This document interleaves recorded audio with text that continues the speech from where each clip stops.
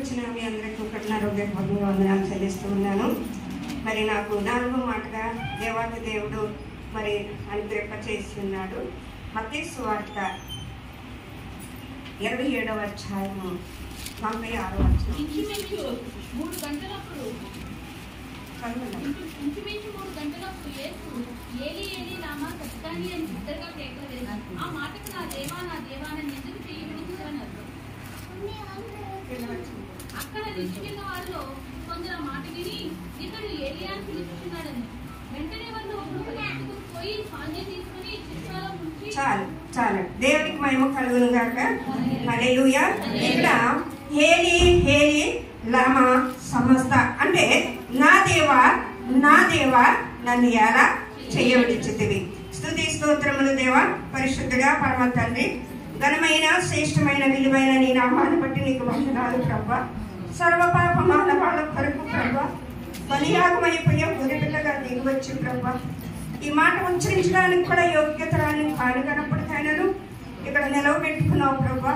మీరు మాట్లాడి బలపరిచి అయ్యా బిడ్డలకు కావలసిన ఆత్మీయ ఆహారాన్ని 7 మాటల్లో మీరు అనుగ్రహింప చేయమని, నీ మాటకు లోబడే మనస్సును మా అందరికీ దయచేయమని, నీకే మహిమ తెచ్చుకోమని యేసు పరిశుద్ధ నామములో మిగిలిన అడిగి పొందినాము తండ్రి. ఆమేన్ ఆమేన్. చూడండి, ఇక్కడ హేలి హేలి లామా సమస్త నా దేవా నన్ను ఎలా చెయ్యవిడిచితివి అంటున్నాడండి. అంటే తండ్రి అయిన దేవుణ్ణి మరి కుమారుడని యేసు ప్రభు వారు అడుగుచూ ఉన్నారు. నా దేవా నా చెయ్య ఎలా విడిచితివయ్యా అంటున్నాడు. అంటే మరి తండ్రి ఆ కుమారుని చెయ్యి విడిచడానికి, ఆ శ్రమను భరించడానికి, మరి ఆయన శిలువ మరణము పొందడానికి తండ్రి కుమారుణ్ణి చెయ్యి విడిచాడంటండి. ఎందుకు చెయ్యి విడిచాడు అంటే నా పాపములను భరించి నేను చేసిన ప్రతి అక్రమమును, ప్రతి పాపమును, ప్రతి అవిధేయతను తండ్రి కుమారుడి మీద మోపాడు. కాబట్టి మన పాపపు కోపములో మనం ఉన్నప్పుడు, పాపపు బంధకాల్లో మనం ఉన్నప్పుడు, పాప నరకములో మనం ఉన్నప్పుడు మన చెయ్య పట్టుకుంటానికి తండ్రి అయిన దేవుడు కుమారుని చెయ్యి విడిచాడంటండి. కుమారుడైన తండ్రి ఆకాశానికి భూమికి మధ్యవర్తిగా ఏలాడుతూ మనందరూ చెయ్య పట్టుకున్నాడంటండి. హల్లెలూయా హల్లెలూయా. మనం ఎక్కడున్నామంటే అంధకార పాప బంధకాలు మరణానికి పాత్రులమై ఉన్నప్పుడు అండి, మరణానికి పాపము చేత శాపము చేత మీరు సచ్చి ఉన్నప్పుడు క్రీస్తుతో కూడా మీరు లేపబడి ఉన్నారని వాక్యించాలి. దేవునికి స్తోత్రం. హల్లెలూయా. నా దేవా నన్ను ఎలా చేయి విడిచితివయ్యా.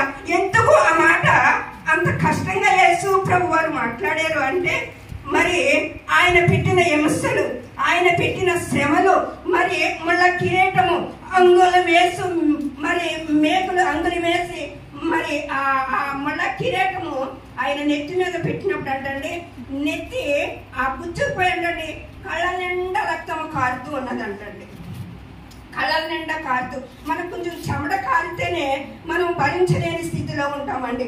అంతేకాదు ఆయన ముఖం మీద ఉమ్ము మూస్తూ ఉన్నప్పుడు ఒకదాన్ని చెమట కారుతూ ఉన్నది, ఒకదాన్ని రక్తము కారుతూ ఉన్నది, ఒకదాన్ని పిడిగుద్దులు గుద్దుతూ ఉన్నారు, ఒకదాన్ని కొరడాలతో కొట్టుతూ ఉన్నారు, ఒకదాన్ని దున్నుతూ ఉన్నారు, ఒకదాన్ని గుద్దుతూ ఉన్నారు, నాగల సాళ్ళు వేయబడుతూ ఉన్నది.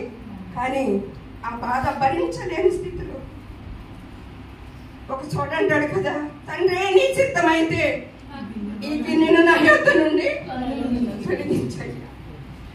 మనం అనుకుంటామండి చిన్న అబద్ధమే, చిన్న మోసమే, చిన్న వ్యాసమే, చిన్న వ్యసనమే, చిన్న దొంగతనమే, ఇవన్నీ కలిసండి ఒక పాపపు మూట.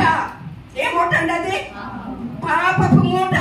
ఈ పాపపు మూటను ఆది నుండి అంతము వరకు కూడా ఏం చెయ్యాలో తండ్రి అయిన దేవునికి తెలియక, నీవు నేను చేసిన పాపములను ఏమి చెయ్యాలో తండ్రి అయిన దేవునికి తెలియక ఏడుస్తూ ఉన్నాడంటండి. కుమారుడైన యేసు ప్రభు వారు ఎడవకయ్యా, ఇదిగో నీ జనము కొరకు నేను వెళ్తాను, ఇదిగో వదక తేబడిన వారుగా నేను వెళ్తాను, ఇదిగో నేను ఆ శిక్ష అంతటిని నేను భరిస్తాను. నీ బిడ్డలు నశించుకోవడం నీకు ఇష్టం కాదు కదయ్యా. నీ బిడ్డల కొరకు ఆ పాప భారమంతా మూటలు నా మీద వేసి నేను నలగొట్టుకుంటానయ్యా. నేను వధించబడతానయ్యా. నేను వదక తేబడిన గొర్రెగా నేను వెళ్తానయ్యా. ఎవరు వస్తారండి? శ్రమ ఉందంటే ఎవరు వస్తారండి? సుఖం ఉందంటే అందరం పరుగులెడతాం. ఏదైనా కలిసి వచ్చింది ఉందంటే అందరం పరుగులెడతాం. ఏదైనా మనకు లాభకరంగా ఉందంటే అందరం పరుగులెడతాం. కానీ శ్రమ ఉందంటే ఎవరన్నా వెళ్తామండి? ఎవరు వెళ్ళమండి. కానీ ఇక్కడ యేసు ప్రభు వారు నీవు నేను చేసిన ప్రతి పాపముల నిమిత్తముగా ఆయన బలి అయిపోయాడండి. ఇక్కడ ఆయన మాంసపు ముద్దగా మిగిలిపోయాడండి. తండ్రి అయిన దేవుని చిత్తాన్ని నిర్వర్తింపచేసే కుమారుడిగా ఉన్నాడండి. ఇక్కడ అంటున్నాడు కదా, బంతిని వాడుకున్నట్లుగా వాడుకున్నారండి ఆయన. యేసు ప్రభు అని చూడండి, మనం చూస్తూ ఉంటాం. బాక్సింగ్ ఆడే ఎవరైనా చూసారో? బాక్సింగ్ ఆడుతూ ఉంటారు కదండి. ఆ బాక్సింగ్ ఆడినప్పుడు ఎలాగ గుర్తుకంటే ఎవరు చెప్తారు? అలాగే యేసు ప్రభువాన్ని సర్వము సృష్టించిన సృష్టికర్త అయిన దేవుణ్ణి ఒక బాలు ఆడుకున్నట్లుగా ఆడుకున్నారండి, నీ కోసం నా కోసం.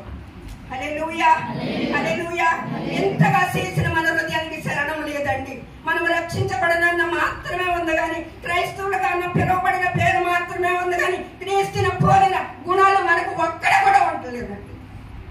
ఆయన పొడి నడవలేకపోతున్నామండి. మన కొరకు ఆయన చేసిన త్యాగము, ఆయన చేసిన యాగము ఒక్కసారి మనం ఆ శిలువ జ్ఞానమును గుర్తు చేసుకుంటే, ఎబ్రీలు రాసిన పత్రికలో తీయద్దుగాని అంటున్నాడు, మీరు దినములు నన్ను సిలువ వేస్తున్నారు. దినములు మీరు నన్ను సిలువ వేస్తున్నారు. చూడండి ఇక్కడ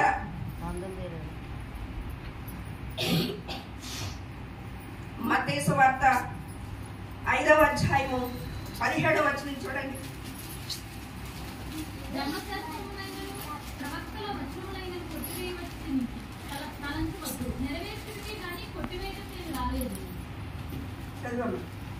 ఆకాశమును భూమియు నశించిపోయినవే కానీ ధర్మశాస్త్రమందు నెరవేరు వరకు దాని నుండి యొక్క కొల్లైనను ఒక సున్నాయిలను తప్పిపోదని నిశ్చయముగా మీతో చెప్పుచున్నాను. దేవునికి స్తోత్రం.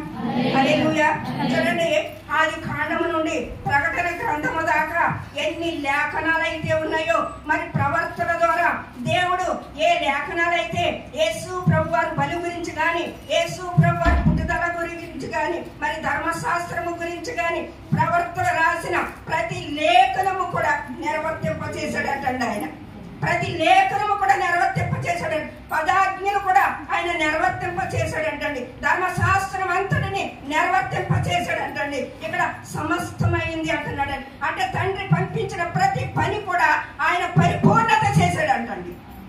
ఆయన పరిపూర్ణత చేశాడంటండి. కానీ యేసు ప్రభు వారు మన దగ్గరికి వచ్చి ఆ పదాజ్ఞలు 2 ఆజ్ఞలుగా చేశాడు. ఎన్ని ఆజ్ఞలు చేశాడండి? 2 ఆజ్ఞలు. నీ పూర్ణ హృదయముతో, నీ పూర్ణ ఆత్మతో, నీ పూర్ణ బలముతో నీ దేవుడైన యెహోవాను ప్రేమించు, నిన్ను వలె ఇవ్వాలి. 2 పాటించలేకపోతున్నామండి. మందిరంలోకి వస్తాం, పక్కోళ్ళని కనీసం ఫ్రెండ్షిప్ కూడా లేకపోతే ప్రైజ్లు అడగకుండా చెప్పం మనం కదండి. కనీసం పక్కోళ్ళతో కూడా మాట్లాడటానికి కూడా ఇష్టపడవు. హృదయం మాట్లాడే మనసు కూడా మనకు ఉండదండి. యేసు ప్రభుని ధరించుకున్నామన్న పేరు మాత్రం ఉంటుంది కానీ యేసుకు కలిగిన గుణ లక్షణాలు మనలో ఉండలేదు. కాబట్టి మనం నిత్య జీవానికి వారసులమని మనం భ్రమపడుతున్నాం తప్ప ప్రభువా ప్రభు అన్నవారు పరలోక రాజ్యము చేరదు. కానీ నా తండ్రి చిత్త ప్రకారం నడిచిన వారిదే పరలోక రాజ్యము. చూడండి, ఇక్కడ లేఖనములు కుట్టివేయబడతానికి నేను వచ్చాను అనుకుంటున్నారేమో, కానీ లేఖనములను నేను నా తండ్రి మాట నేను జవదాటను. ఏమంటున్నాడండి అక్కడ? నా తండ్రి లేఖనాలు ఎవరి ద్వారా వచ్చినాయండి? ప్రవర్తన ఎలాగో చెప్పుకొచ్చారు. ఆత్మభూములుగా తండ్రి అయిన దేవుని ఆత్మ ఆడలో ఉండబట్టి లేఖనాలు చెప్పారండి. ఆ లేఖనాలన్నీ కూడా కుమారుడుగా నిర్వర్తింప చేసుకొచ్చాడండి. సంపూర్ణత చేశాడండి. ఇక్కడ నా దేవా నా దేవా నన్ను ఎలా చేయనిచ్చితివి అంటే, తండ్రి నన్ను ఎందుకు చేయనిచ్చావయ్యా? చూడండి, ఎవరైనా మనకు ఏదైనా బాధ కలిగింది అనుకోండి, లేదా ఏదైనా గొప్ప తగిలింది, లేదా ఎవరినన్నా మనల్ని ఎవరైనా కొడుతున్నారనుకోండి, మనకి ఎవరు గుర్తొస్తారు? ఎవరు గుర్తొస్తారండి? మన అమ్మ నాన్న గుర్తొస్తారు. ఆ శ్రమలో తండ్రిని గుర్తు చేసుకుంటున్నాడు. అయ్యా, నువ్వు ఎలా నన్ను మర్చిపోయావయ్యా? భూమి పుట్టక ముందే నీతోనే ఉండాలి కదయ్యా అంటే ఆ బాధ భరించలేని బాధ. మనం ఒకసారి ఏదైనా మన సాక్తం మన శరీరాన్ని కోసుకుంటే తెలుస్తుందండి ఆ బాధ. యేసు ప్రభువాన్ని ఆ కొరడాలతో కొడుతూ ఉంటే ఆ గేల ములిలాగా ఆ ముళ్ళు అలాగే వేసి లాగుతూ ఉంటే మాంసం ఊడొచ్చేదంటండి. ఆయన 4 సార్లు మాంసం ముద్దగా మారి వెనకాల ఒకడు గుద్దుతుంటే, మరి వెనక ముందు ఒకడు తన్నుతుంటే, ఎవరో తన్నేరో చెప్పుకో నువ్వు, ఎవరు గుద్దేరో చెప్పుకో నువ్వు అని ఏలన చేస్తూ ఎగతాళి చేస్తూ, అంత బాధలో కూడా, అంత శ్రమలు అనుభవిస్తూ కూడా మీరేం చేయించున్నారో. ఏదైనా కోపం వచ్చినప్పుడు, లేదా ఎవరైనా మనల్ని తిట్టినప్పుడు, ఎవరైనా మనల్ని కొట్టినప్పుడు మన అసలైన రూపం బయటకు వస్తుందండి కదండి. ఏమొస్తుంది? అసలైన రూపం మనలో ఉన్న కోపాలు, మనలో ఉన్న ఉగ్రత, మనలో ఉన్న బూతులు, మనలో ఉన్న మాటలు అవన్నీ బయటకు వచ్చారు. కాసేపు ఏం మర్చిపోతామంటే దేవుణ్ణి మర్చిపోతూ ఉంటామండి. కానీ కుమారుడిగా అలా లేడండి. తండ్రి చిత్తాన్ని ఇక్కడ నిర్వర్తింప చేసేవాడిగా ఉన్నాడండి. ఇంకా చూద్దాం రండి. ద్వితోపదేశ కాండము 21వ అధ్యాయము 20వ వచనం అండి. మా కుమారుడు అయిన వీడు ముందువాడే తిరగబడి ఉన్నాడు. మా మాట వెనుక తిండిపోతును త్రాగబోతును ఆయనని ఊరి ప్రజలతో చెప్పవలెను. అప్పుడు ఊరి ప్రజలందరూ రాళ్లతో అతన్ని చావగొట్టవలెను. అట్లా ఆ చెడుతనమును నీ మధ్య నుండి పరిహారించుదురు. అప్పుడు ఇశ్రాయేలందరూ విని భయపడుదురు.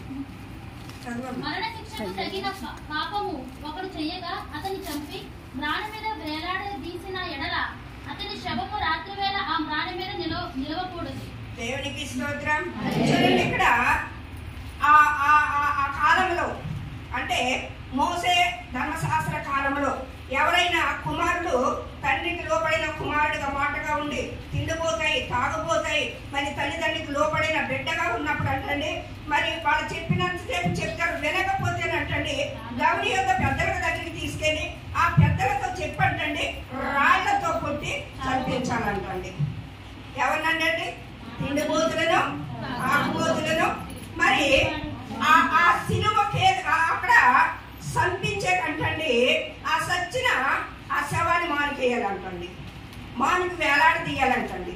ఆ మానికి వేలాడి తీసిన ఆ వ్యక్తి అంటండి సాయంత్రం అవ్వక ముందే, మరి ఆ 4:30 దాటక ముందే ఆ శవాన్ని దించేయాలంట. దించకపోతే శాపం అంటండి. మరి అలాగా యేసు ప్రభు వారు మరి ప్రతి తాగుబోతుకి, ప్రతి తిరుగుబోతుకి, ప్రతి పాపికి విడుదల వచ్చిందంటే ఆ మాను మీద ఆయన వేలాడాడు. హల్లెలూయా, హల్లెలూయా. ఆ మాని మీద ఆయన అలాగ చూసుకుంటే ఎంతమంది మరణించాలో ఈ రోజుల్లో కదండి. తాగుబోతులు, తాగుబోతులు ఎక్కువ ఉన్నారు కదండి. తిరుగుబోతులు కూడా భయంకరం. అంటే వాక్యము ద్వారా ఈ పాపం అంతటిని తండ్రి అయిన దేవుడు ఎవరి మీద వేశారు? కుమారుడి మీద వేసాడు అంటండి. కుమారుడి మీద వేసి ఆ పాపాన్ని అంటండి తండ్రి అయిన దేవుడు అంట ఆ పాపపు మూటను కచ్చ పొడి చేయాలన్నంత ఉగ్రత కలిగి ఉన్నాడంటండి. అందుకనే అంత ఉగ్రత ఆయన మీదకి దిగి వచ్చిందంటండి. అంత ఉగ్రత ఆయన మీద దిగి వచ్చిన ఆయన సహించడండి, భరించడండి. ఎందుకు అంటే తండ్రి మీద ఉన్న ప్రేమ, తండ్రి మీద ఉన్న ఆ మాట జవదాటలేని ఆ గుణ లక్షణాలు తండ్రిని మహిమపరిచేవాడుగా ఉన్నాడు. అంత త్యాగము చేసిన ఆ కుమారుడికి తండ్రి అయిన దేవుడు ఏమిచ్చాడంటే యేసు నామం ఇచ్చేసాడండి. హల్లెలూయా, హల్లెలూయా. చూడండి, మనం కష్టపడితేనే దాని ఫలితాన్ని పొందుకుంటాం. ఆయన నామములో ప్రార్థిస్తేనే గాని తండ్రి ఆలకించడు కదండి. ఆయన యేసు నామములో ప్రార్థిస్తున్నాము తండ్రి. హల్లెలూయా. అంటే తండ్రిని గౌరవించే కుమారుడుగా, లేకపోతే తండ్రిని మహిమపరిచే కుమారుడుగా ఉన్నాడు కాబట్టి మరి అనేకమైన ప్రవర్తనలు పంపాను, అనేకమైన రాజులు, యాజకులు అనేక మందిని పంపారు. ఎవరు చేయలేని త్యాగం యేసు ప్రభు వారు చేశారని యేసు ప్రభు వారికి అన్ని నామముల కన్నా ఏ నామం అంటండి? అది అన్ని నామముల కన్నా పైన. నా ద్వారా తప్ప తండ్రి యొద్దకు ఎవరను త్యాగలేరు. ఎక్కడి నుంచి వచ్చిందండి త్యాగం? ఎక్కడి నుంచి వచ్చింది ప్రేమ? ఆయన భరించాడు.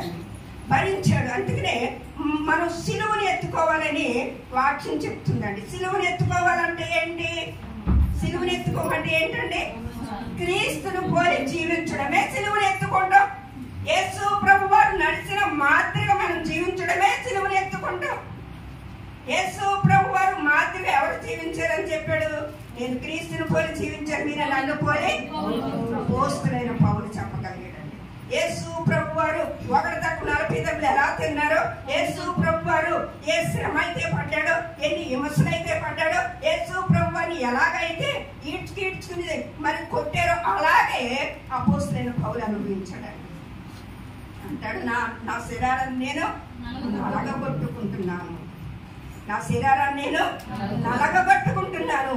మరి మనం ఆయన ధరించుకున్న మనము, ఆయన ప్రేమను అనుభవిస్తున్న మనము, మనం అన్ని కూడా అప్పుదారులుగా ఉన్నామను.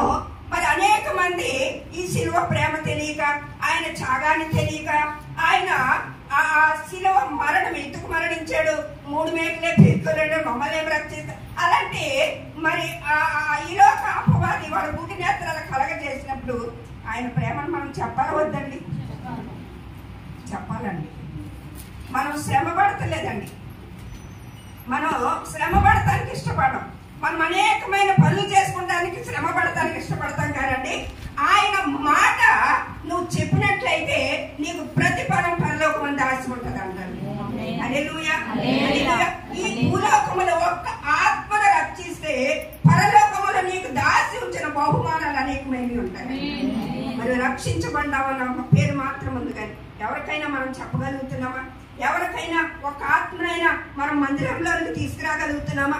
ఎందుకు ఆయన శిలువ యాగం చేశాడు, ఎందుకు ఆయన మరణించవలసి వచ్చింది, ఎందుకు ఆయన లేవలసి వచ్చింది, ఆయన 3వ రోజున మృత్యుంజయుడు లేవటానికి కారణం ఏంటి? అందుకని ముందుగానే దేవుడు యోనా గారి గురించి చూపించాడండి. ఎలా చూపించాడండి? యోనా గారి గురించి మనకి చూపించాడు. ఆయన ఎలా ఉన్నాడు? చేప గర్భంలో. దేవునికి స్తోత్రం. హల్లెలూయా. మనిషి కుమారుడు కూడా అలా ఉండి 3వ దినాన్న లేకపోతున్నాడని లేఖనాలు చదివిస్తూ ఉన్నాడు. ఆయన ప్రేమను చూపించి ఒక్కరిగా మనం ఉండలేకపోతున్నామండి. ఆయన ఆశీర్వాదాలు కావాలి, ఆయన మేలు కావాలి, ఆయన దీవెనలు కావాలి, ఆయన అన్ని అనుభవిస్తాం, కానీ ఆయన గురించి చెప్పమా? ఆయన గురించి చెప్పమండి. పొద్దున్న దేవుడిని లెక్క అడుగుతాడు. ఇదిగో నీ కొరకు ప్రాణం పెట్టాను, నువ్వు ఎవరికన్నా ఏమన్నా చెప్పావా నా గురించి? ఇదిగో ఒక ఆత్మను నా దగ్గరికి తీసుకొచ్చావా? చమరై స్త్రీని దేవుడు ఎప్పుడైతే నేను ఇచ్చిన నీళ్ళు తాగబడి ఎన్నడగా తప్పకుండా ఊరినంతటిని రక్షించే వ్యక్తిగా ఉందండి. హల్లెలూయా. ఊరినంతటిని రక్షించే వ్యక్తిగా ఉంది. ఏమి పనికిరాని ఎస్తేరు యూదులను అందరినీ రక్షించే వ్యక్తిగా ఉంది. మరి ఇంత ఆత్మ కలిగిన వరకు ఉన్నాం, మరి రక్షించబడ్డాం. ఆయన మన కొరకు ప్రాణం పెట్టాడు. ఒక్క ఆత్మనైనా ఆయన ప్రేమను చూపించే వరకు మనం ఉన్నామా? ఉండాలండి. మనం లాస్ట్గా యోహాను సువార్త 6వ అధ్యాయము 38వ వచనం. నా ఇష్టమును నెరవేర్చుకుంటాం నేను రాలేదు, నన్ను పంపిన వాడి చిత్తం నెరవేర్చు. ఆయన ఎవరిని పంపాడో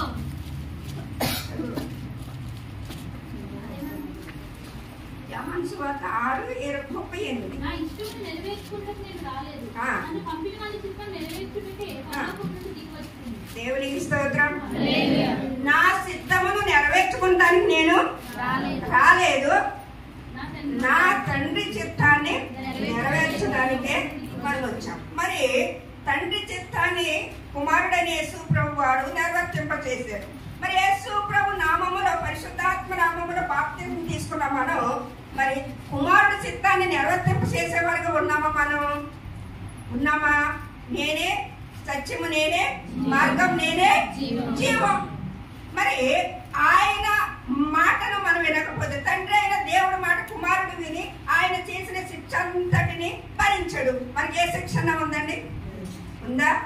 అన్ని ఆయన భరించాడు. కానీ ఆయన మాట విని ఆయన పోలి జీవించడమే నిత్యరాజ్యం. కానీ అది కూడా మనము చేయలేకపోతున్నామండి. మోసే ధర్మశాస్త్రం అంతటినీ కూడా మనం చేయలేమని దేవుడు యేసు ప్రభువు చేశాడని గలతీయులు 4:4లో ఉంటదండి. ఒకసారి చదవండి.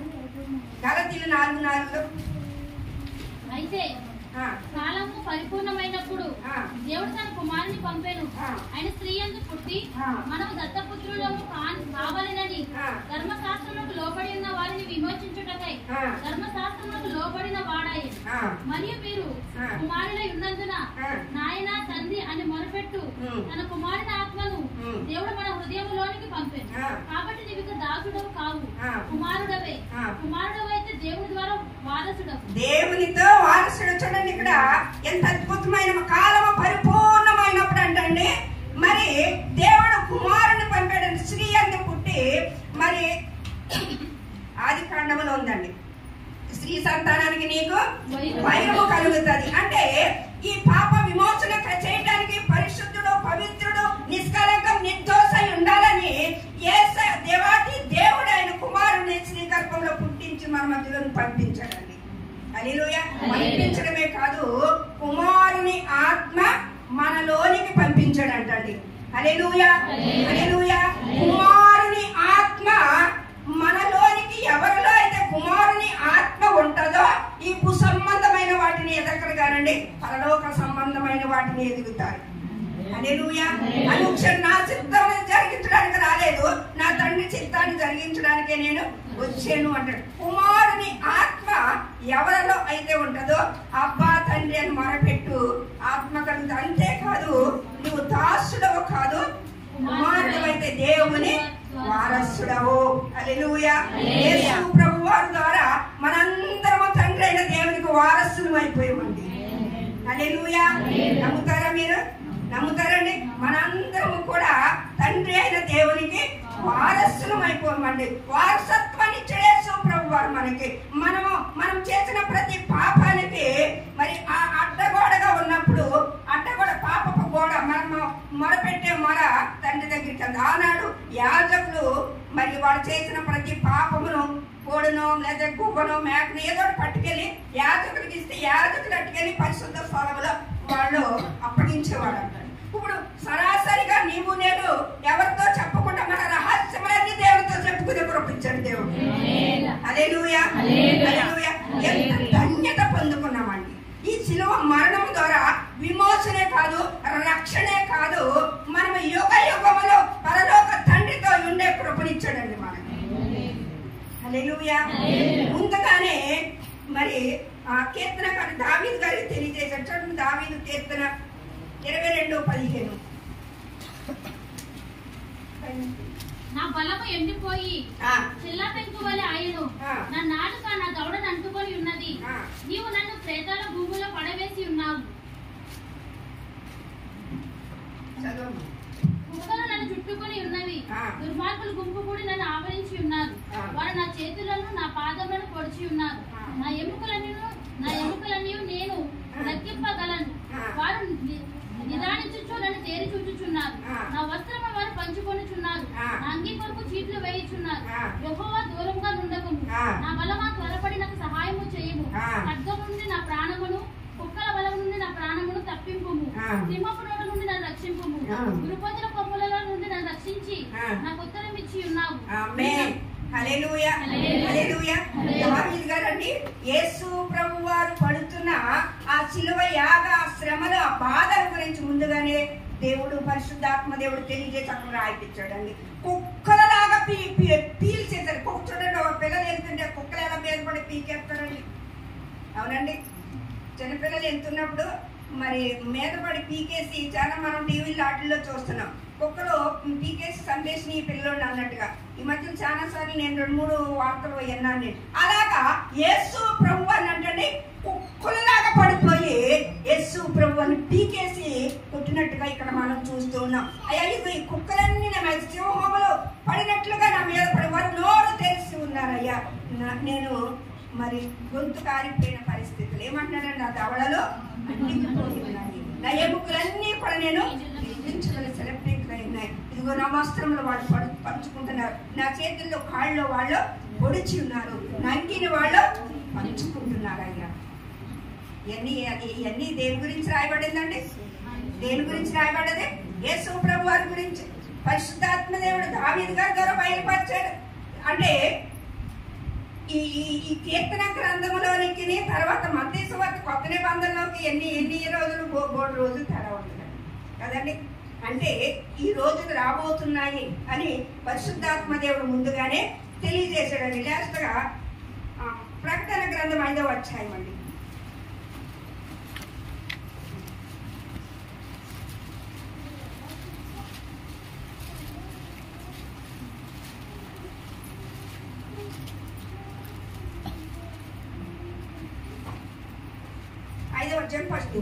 మరియు లోపటను వెలుపటను ప్రాకటైకి 7 ముద్రలు గట్టిగా వేసి ఉన్న యొక్క గ్రంథము సింహాసనం వద్ద ఆసీనుడై ఉన్న వాని కుడి చేత చూచితిని.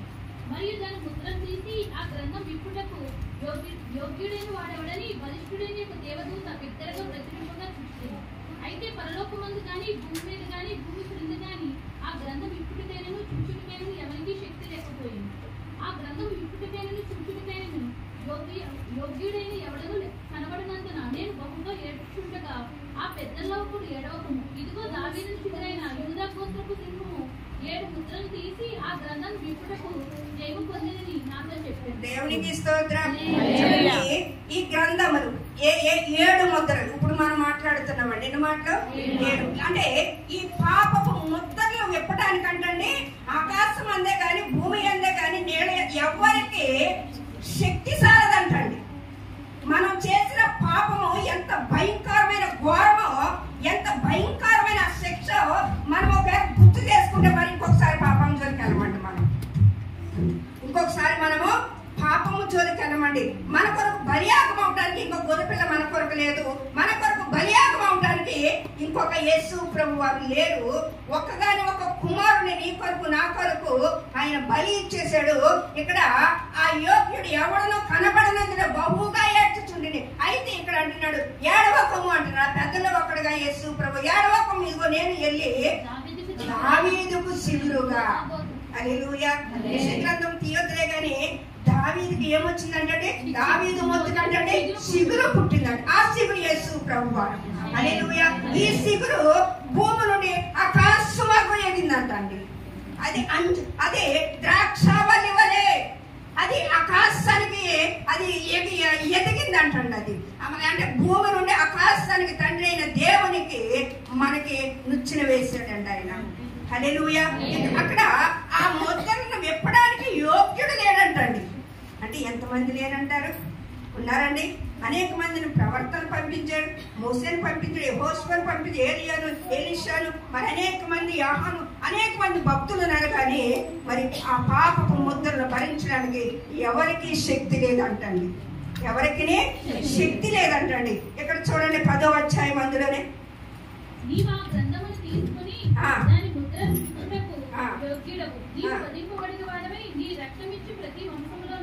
ఆయా భాషలు మాట్లాడే వారిలోను ప్రతి ప్రజల్లోను ప్రతి జన్మల్లోను దేవుని కోసం మనుషులకి మన దేవునికి వారిని ఒక రాజ్యముగాను యాజకులుగాను చేస్తూ కనుక వారు భూలోకమందు ఎలుగురు కొత్తపాటు కావద్దు. దేవునికి స్తోత్రం. హల్లెలూయా. ఏం చేశాడంటే ఆయన ఆయా వంశంలోను ఆయా భాషలు మాట్లాడే వారిలోను ఆయా దేశం అందరినీ అంటండి ఆయన రక్తం ఇచ్చి మనల్ని కొన్నాడంటండి. దేవునికి ఒక రాజ్యముగా ఆయన రాజ్యము కొరకు మనలందరినీ కూడా రక్తం ఇచ్చి కొన్నాడంటండి. మనం విలువ పెట్టి కొనబడిన వారము. హల్లెలూయా. నీవు నీ సొత్తు కాదు, నువ్వు విలువ పెట్టి కొనబడిన దానవు. కాబట్టి మనం ఒకప్పుడు లోకములో పాపంలో జీవిస్తున్నప్పుడు మన హృదయం ఎలాగా ప్రేరేపిస్తే అలాంటి పనులే చేసేవారు అండి కదండి. ఎలాగ ప్రేరేపిస్తే అలాంటి పనులు లేనప్పుడు మరి సినిమా కళలు చూసేవాళ్ళు, మరి భయంకరమైన మనిష్టానుసారంగా జీవించేవారు. ఇప్పుడు యేసు ప్రభు వారు ఆత్మ మనలోనికి వచ్చింది కాబట్టి మరి పరిశుద్ధాత్మ దేవుడు మనకి రిమోట్ ఇచ్చాడు. హల్లెలూయా. హల్లెలూయా. మరి ఆయా భాషలు మాట్లాడే వాళ్ళు యేసు ప్రభు వారు తండ్రి అయిన దేవునికి ఏం కొనిచ్చాడంటండి? ఏం కొనిచ్చాడంటండి? ఆయన సంఘాన్ని తండ్రికి రాజ్యముగాను కొనిచ్చాడంటండి. మనము ఆయన బిడ్డలుగా ఆయన సొత్తైన ప్రజలుగా మనము జీవించడానికి యేసు ప్రభు వారు మన కొరకు చేసిన త్యాగాన్ని యాగాన్ని మనం గుర్తు చేసుకుందాం. ఆయన మాట్లాడుతండి నా చెయ్య నీవు ఎలవిడిచితుమయ్యా. ఆయన తండ్రి అయిన దేవుడు చెయ్యి విడవబట్టి కుమారుడు యేసు ప్రభు వారు ఆకాశానికి భూమికి మధ్యగా ఏలాడి నీ చెయ్యను నా చెయ్యను తండ్రికి అందించాడండి. మనం రక్షించబడటానికి దేవుడు కృప చూపాడు కాబట్టి ఈ కొద్ది మాటలు తన ఇంట్లో దేవుడు దీవించును గాక. ఆమేన్. పాప